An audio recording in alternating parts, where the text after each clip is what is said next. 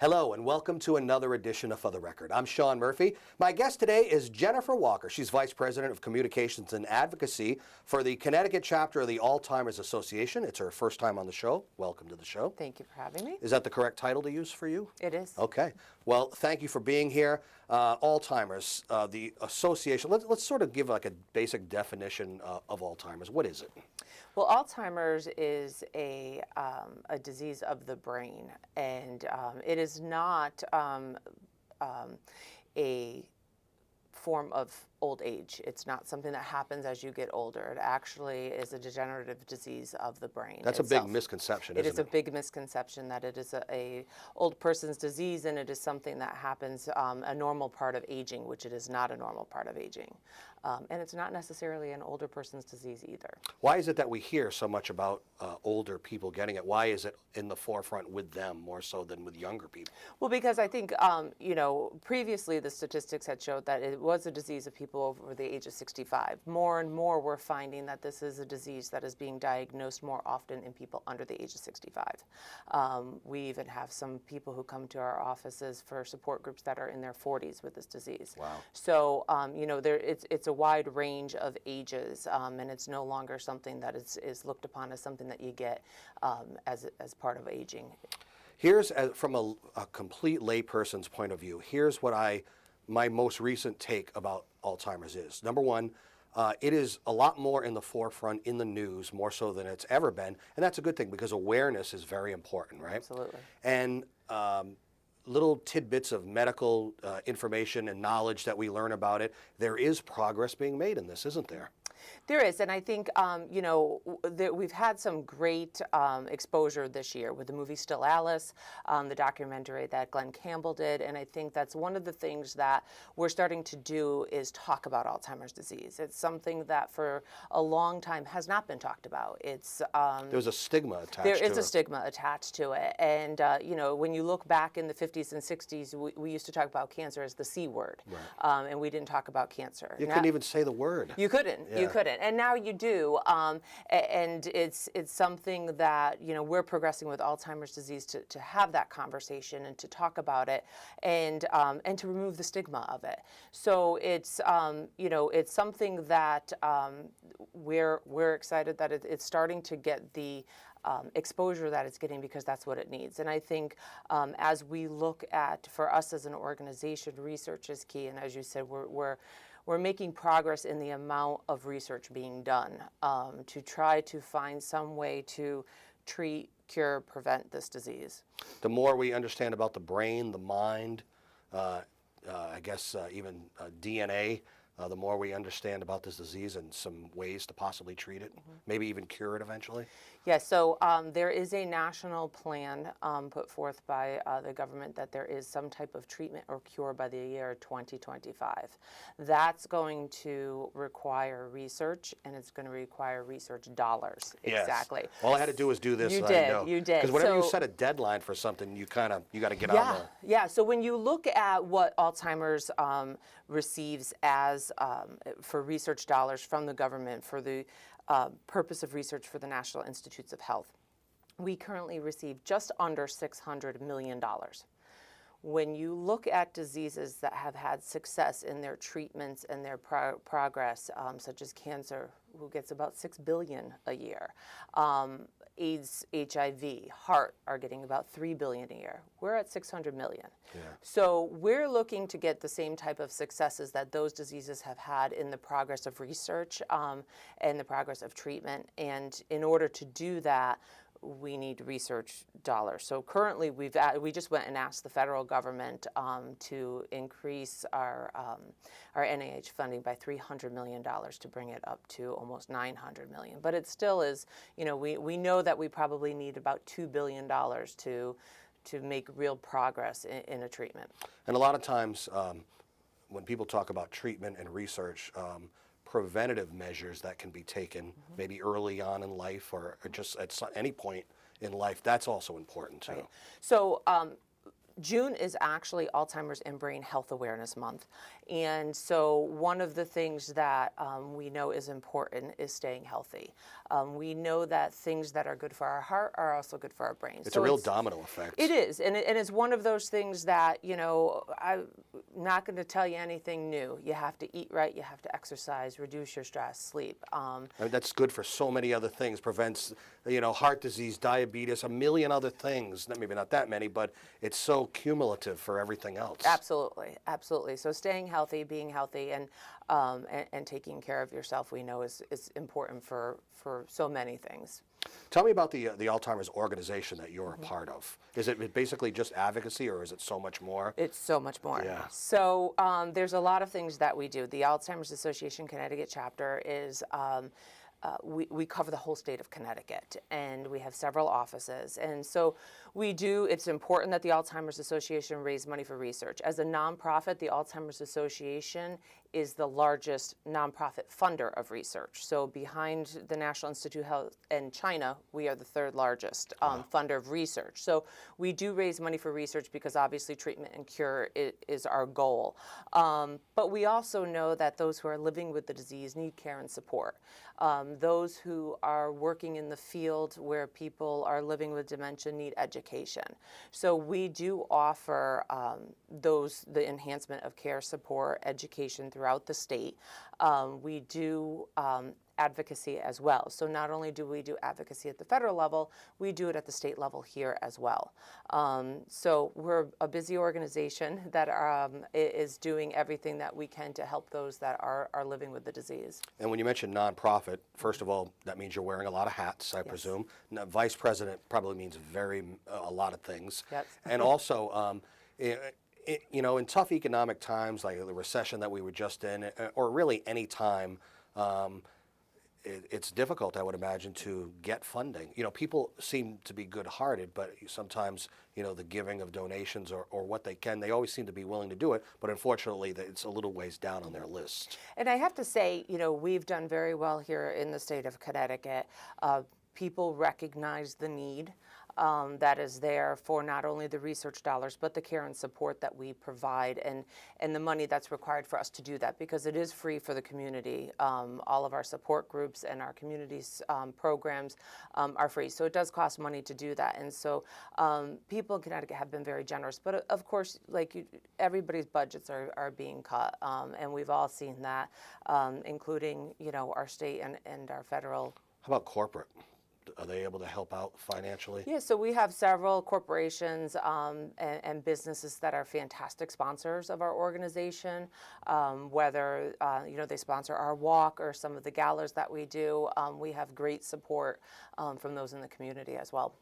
Usually when somebody gets involved in a cause, whether it's fighting against a disease, usually, and Alzheimer's certainly is no exception, you begin to discover that somebody that's close to you that you love or care about, or a friend is affected in some way by it, so it escapes no one. Absolutely. And one of the things that we say now is that if you have a brain, you're at risk for Alzheimer's disease. So there's, and like you say, the degrees of separation have become very small when you're talking to somebody. I know every time I'm at the store checking out and somebody says something, oh, I have somebody in my family, or my grandmother had that, or so it is, everybody knows somebody with Alzheimer's. And when they tell their story, it's very interesting that this is a disease where every day is different. You can have a different experience. You could be completely fine one day, but it can really affect you on another given day. Yeah. So there's a couple stages to the disease. So you have your early stage, your middle stage, and then end stage. And you're right. One of the things that we say is once you've known one person with Alzheimer's, you've known one person with Alzheimer's, because the disease progresses very differently in different people. Which probably makes it difficult to treat, right? Absolutely. Difficult to treat, and difficult to, to help those who are dealing with it. There's not one course of action. There's, many courses of action depending on where you are with the disease and how it is affecting you. One of the things that we do have now is it's called GAP, Giving Alzheimer's Purpose, and it is an early stage group. So those who are in the early stages of the disease have a place to go where they can talk about where they are in the disease, how it's affecting them. Their caregivers can come and talk to other caregivers who are in the early stages of the disease. So that's been very helpful. We have them in all of our offices throughout the state of Connecticut, and it's growing. Well, we have the meetings bi-monthly, and they grow. Each month they're growing because of the need, especially for those who are in the early stages, because their needs are much different than those who are in the middle and late stages. You mentioned caregivers, and we talk about how this disease affects the person who's afflicted with it, but also those around them. Their lives are totally changed because of this too. Absolutely. So here in Connecticut, we have 177,000 caregivers who are unpaid family and friends that are giving over $2.5 billion worth of what would be paid services. Wow. So it's a big number, but it does. As anybody who is a caregiver knows, it's a tough job. Your life changes because of that. Absolutely. And what we've found is that those who are caregivers to Alzheimer's, those with Alzheimer's have a longer period of time that they are actually a caregiver because it's more of a disease of the mind, not necessarily something that is a short-term thing. So their caregiving time is often longer than with other diseases. Obviously, the stress that it puts on them, that we often find that those who are caregivers often die before those with the disease. So, it's a stressful place to be. It puts a huge burden on those with who are caring with somebody with the disease, especially those now that we're seeing people who are being diagnosed earlier. So they may be in the workforce and they now have a diagnosis and they have to leave the workforce, and now you have a family that's gone from 2 incomes to 1, or maybe 1 income to none. Plus a great medical expense. Absolutely. So it puts a huge strain on the family as well. How does insurance handle this disease as far as their willingness to pay for it, basically? Well, I think, right now, Alzheimer's disease is the 6th leading cause of death. Of the top 10 leading causes of death, it is the only one without a treatment or a cure, or a prevention. So right now, the only medications that are there for, there's no treatment for the progression of the disease. It treats symptoms of the disease. Okay.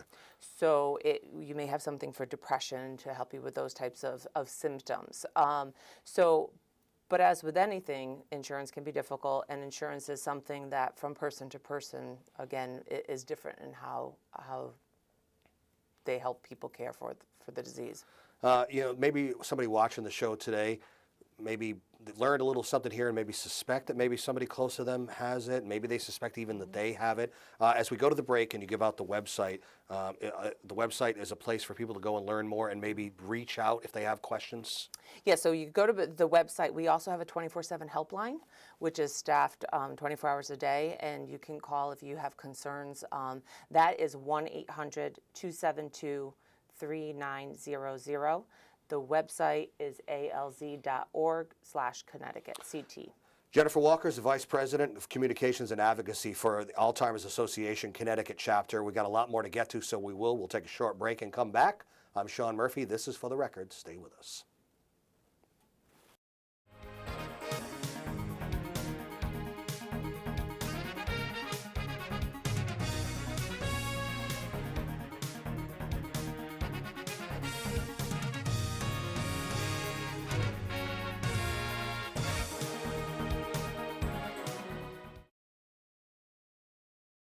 Welcome back to For the Record. I'm Sean Murphy. We're chatting with Jennifer Walker. She is the Vice President of Communications and Advocacy for Alzheimer's Association, the Connecticut chapter. Learned a lot in the first segment. I just kind of want to keep going. You mentioned, we touched briefly on misconceptions, and one of the misconceptions you were telling me about off the air was a friend who actually thought that treatment was being given to help the actual disease itself. And in reality, like you had mentioned before, it's really about the symptoms. So there's a lot that people are confused about with this, aren't there? Yes.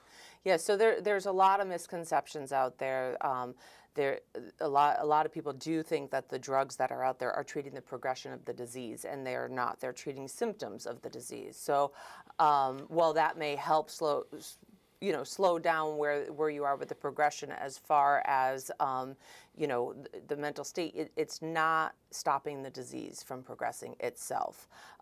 There's not a cure, and like I said earlier, of the top 10 causes of death, it is the sixth leading cause, and it's the only one of those 10 that doesn't have prevention, treatment, or cure. On the flip side, it's amazing to learn of the work that's being done, not just in Connecticut, not just in the United States, but all over the world.